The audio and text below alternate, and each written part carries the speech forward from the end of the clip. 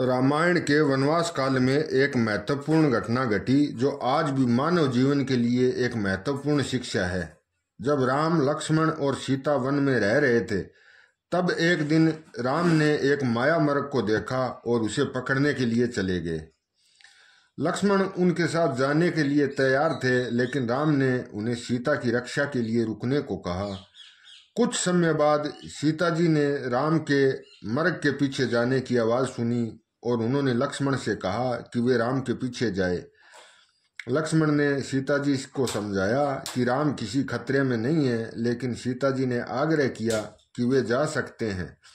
अंत में लक्ष्मण ने सीता जी की बात मान ली, लेकिन जाने से पहले उन्होंने एक सुरक्षा के लिए सीता जी के चारों ओर एक रेखा खींच दी, जिसे आज लक्ष्मण रेखा के नाम से जाना जाता है। लक्ष्मण जी ने सीता जी को कहा कि यह रेखा उन्हें सुरक्षित रखेगी, लेकिन इस रेखा के बाहर कदम रखना उनके लिए खतरनाक हो सकता है।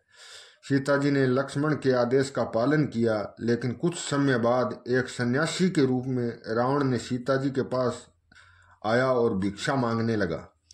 भक्तवत्सल सीता जी को, जो हमेशा धर्म का पालन करती थी, उस सन्यासी को बिना दान दिए कैसे जाने देती। उन्होंने लक्ष्मण की दी हुई रेखा को लांघने का साहस नहीं किया, लेकिन रावण की माया में वे फंस गई और रेखा के बाहर कदम रख दिया।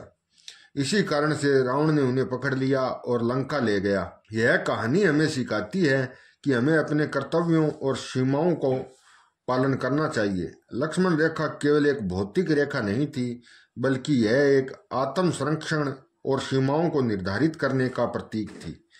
जब भी हम अपने लक्ष्यों और आदर्शों को भूलते हैं, तब हम खतरे में पड़ जाते हैं।